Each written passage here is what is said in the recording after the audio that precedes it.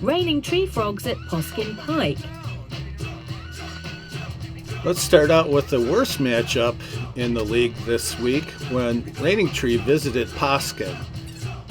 Raining Tree continues to swoon, laying multiple eggs as they lose their fifth in a row, sixth maybe, I don't know. They're falling apart, they're horseshit injuries.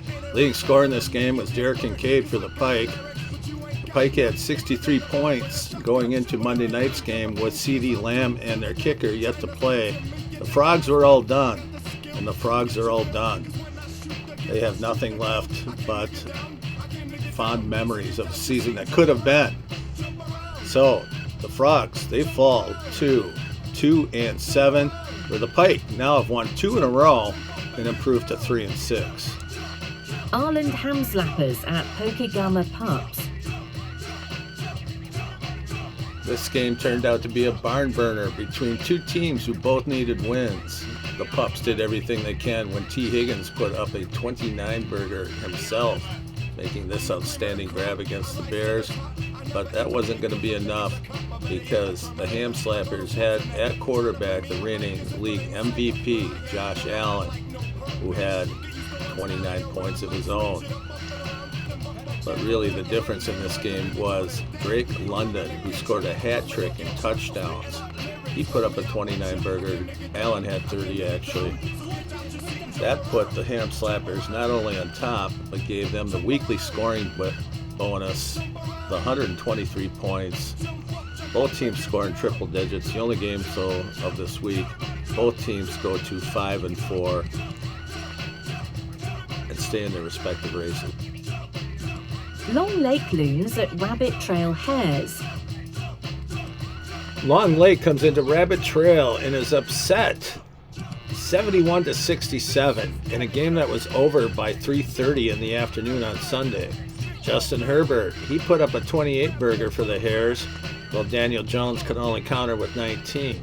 Additionally, Smiley got 15 points from Jalen Warren, whereas Jonathan Taylor only got 5.7, and DeAndre Swift, despite the Bears scoring 47 points, he put up a 0-burger.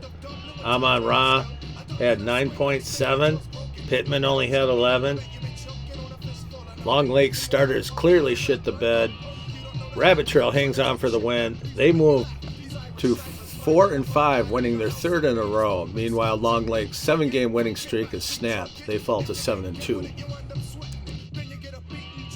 Upper Turtle Flying Monkeys at 4 Mile Brookies.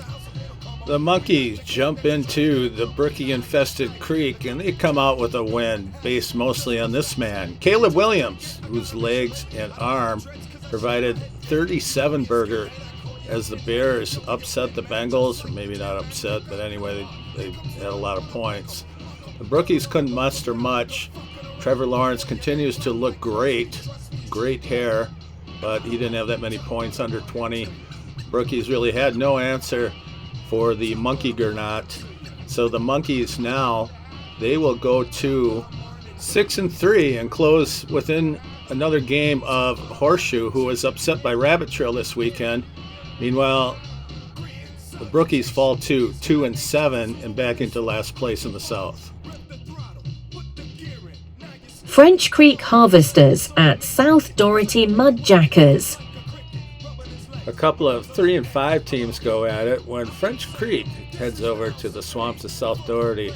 And you knew this was a shit game when the leading scorer in the entire game was Kymie Fairborn, the kicker. DK Metcalf had jack shit for the Jackers, but they got nice games out of Rogers, Etienne, and Jamar Chase. But really what put them over the top was this scamper by Jamal Williams. Jameson Williams, whatever the hell his name is anyway. He usually has nothing, or he can go the distance like he did on this play. He was the leading non-kicker. Meanwhile, French Creek had little to write home about. With 43 points going into Sunday Night Football, the Harveys for sure going to drop to 3 and 6. Well, South Doherty goes to 4 and 5 and stays in the race with Doherty Creek. Apple River Hillbillies at Doherty Creek Plow Jockeys. Apple River invades Doherty Creek and runs away with their tail tucked between their legs as the Plow Jockeys stay hot. Jackson Dart, he put up a 29 burger for the Creek, as did Sweet Feet Christian McCaffrey. I almost said Ed McCaffrey, that was his dad. McCaffrey also had a 29 burger, including this run against the Giants. Maybe somebody should cover him because he's kind of good. Anyway, Doherty Creek will go to 7 and 2, but it was a Pyrrhic victory once again as the Jockeys for the second week in a row lose a player to an injured limb, this time Tucker Kraft, the torn ACL. This will hurt the Packers much more than the Plow Jockeys. Apple River falls to 4 and 5. Doherty Creek goes to 7 and 2. Stump Lake Packers at Rockman Derechos. Petey and Zane broke into song. They were so happy.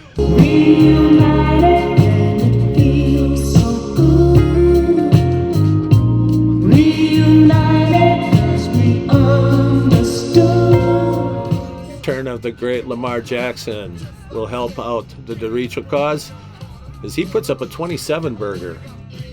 Meanwhile, love hurts when he only scores 10 for the Packers. Scott's team sucks by his own admission, something I tried telling him early in the season. Anyway, the Derechos keep up with the Ham Slappers, both teams going above 500 in the East at 5 and 4, whereas the Packers fall to 4 and 5. Horseshoe Bucks at Maple Grove Beefers. Our second major upset of the week happened when Horseshoe stumbled into Maple Grove and took on the Beefers coming off a win last week. The Beefers stayed hot, putting up 107, thanks mostly to this man, Blake Bowers, who had a 33 burger, which is outstanding and justifies the hammer that money spent on him for once. Rico Dowdle got 26 points over a very uninspired Packer defense, but other than that, the Bucks couldn't muster much. The Beefers also benefited from having Dinty Moore and Monangai from the Bears, who put up a plethora of points. Maple Grove improves to 4 and 5 and stays 3 games behind Doherty Creek. Horseshoe maintains its tenuous hold on the West with a 7 and 2 record. Let's go streaking! 4 Mile now in the midst of a 2-game losing streak. French Creek will join Apple River in 3 losses in a row, and poor Reigning Tree, they have now lost 6 in a row. How about winning streaks? Poskin, Maple Grove winning 2 in a row for the first time in decades.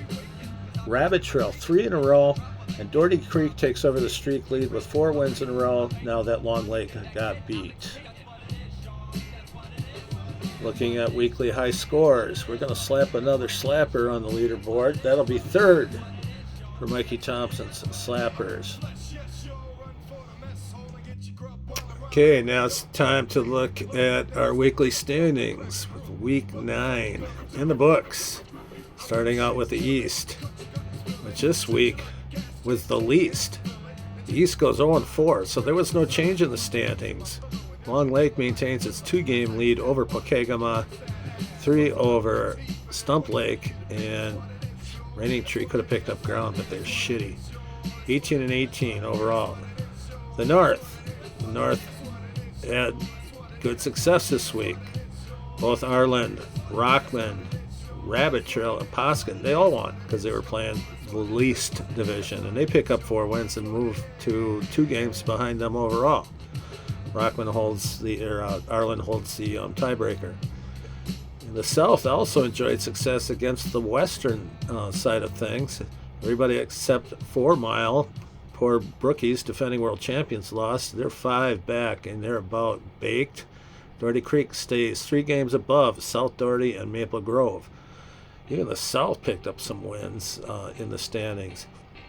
In the West, no longer running away with the divisional $25 bonus because everybody but the Monkeys lost, which was valuable for the Monkeys because now they picked up a game and cut Horseshoe's lead in half.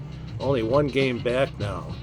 Now, a chance to look at our scoring leaders. Long Lake stays in first place at 935 points. Doherty Creek in second, 31 behind them. Then we have Horseshoe falling to 73 back.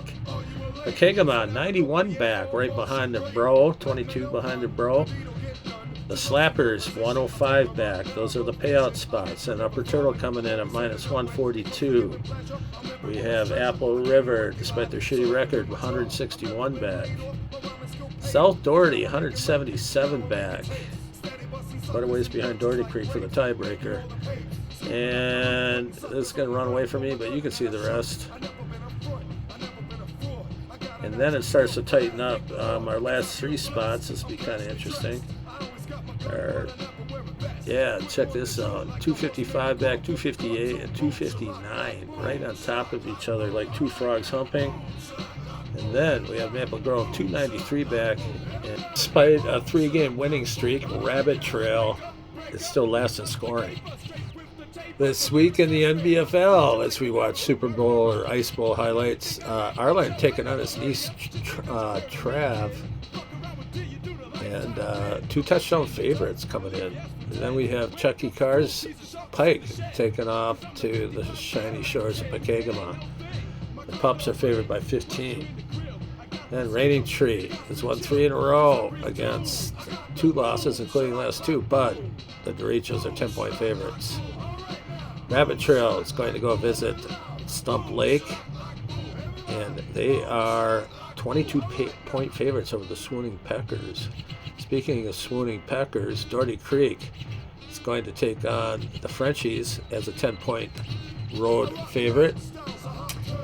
Then the Moo Patrol is going to head over to Upper Turtle, where the Monkeys lead the series and are over 2 touchdown favorites. South Doherty taking on Horseshoe, who's looking for a win. Bucks are favored by 4, which could be a good game. And then 4 Mile is going to take on Apple River. Apple River is a 2 touchdown favorite. So, there you have it in a nutshell. I'd like to thank the House of Pain for their swell tunes in this week's soundtrack. This has been a production of NBFL Films and is solely intended for the viewing pleasure of less than 25 people, all passionate followers of this made-up fantasy football bullshit. No monetization is intended nor expected. We apologize for any copyright infringements, but be assured if we used your shit, it's 'cause it's real good. Have a good weekend, everybody.